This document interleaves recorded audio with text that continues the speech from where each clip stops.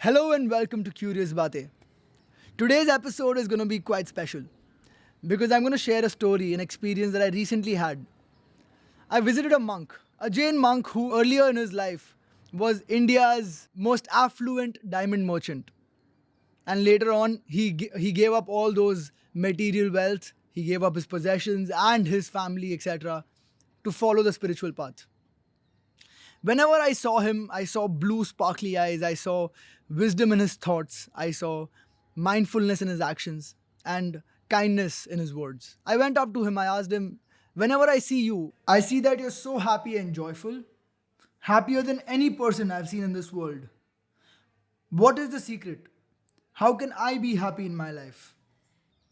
He gave me a smile, he gave me a warm smile, and then he moved and he picked up his books. He was searching through his books and then he pulled out a sheet of paper, which had the title, The Art of Happy Living. And he's told me that this is what I feel makes a person happy from my experience. You can write this down, take a note of this if you want to. So in this video, I'm going to share that exact note and that exact thing that I've got from him. I'll read it out to you.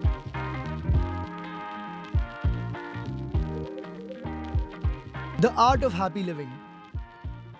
Let every moment of life be a celebration. A celebration means an occasion of hi-fi happiness. Man likes celebration as it fills zeal and enthusiasm in his life.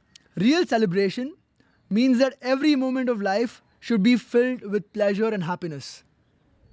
Undoubtedly, life is beautiful, wonderful, extraordinary, and splendid, despite the adversity, trails, and turbulations. We are healthy and alive. They themselves are a strong basis for celebration. This is a beautiful opportunity to hold these moments of happiness with both your hands.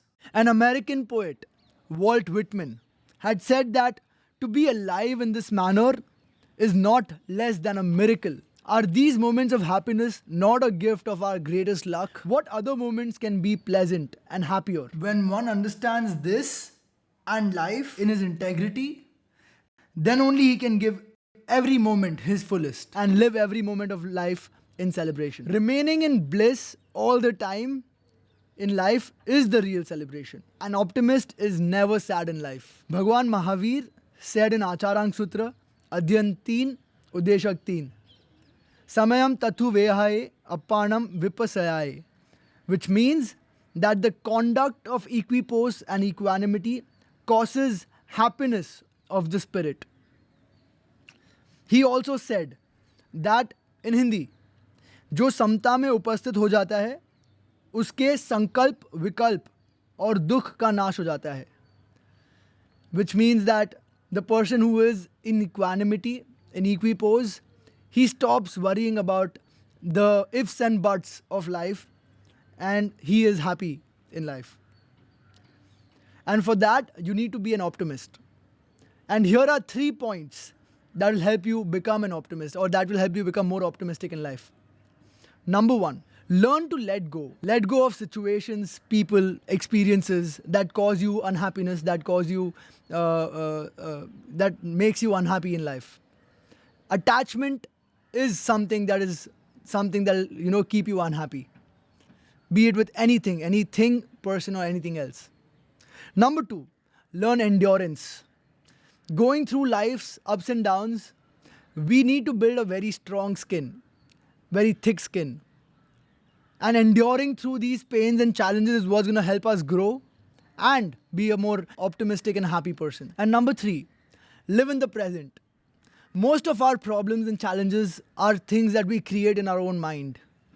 So many traumas or problems and challenges that we are carrying on our back of the past, and so many thoughts of what problems might arise, what challenges might arise in the future are something that keep us away from happiness.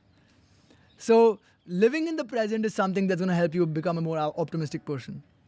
Here are these 3 points that can help you become a happy person. So this was one such treasure from my books of treasure that I've built up over a period of years since I was a kid, whenever I've met and came across such enlightened spirits.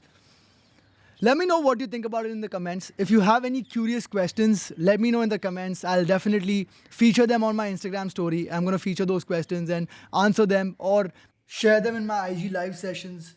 Also, if you really have an amazing question, I'll make sure the next time I visit a monk, I'll definitely ask it to them. Also, don't forget to leave your reviews and follow us on subscribe on YouTube and follow us on all the podcast platforms. Leave a review on Apple Podcasts and so on. And help us take this content to as many people as possible.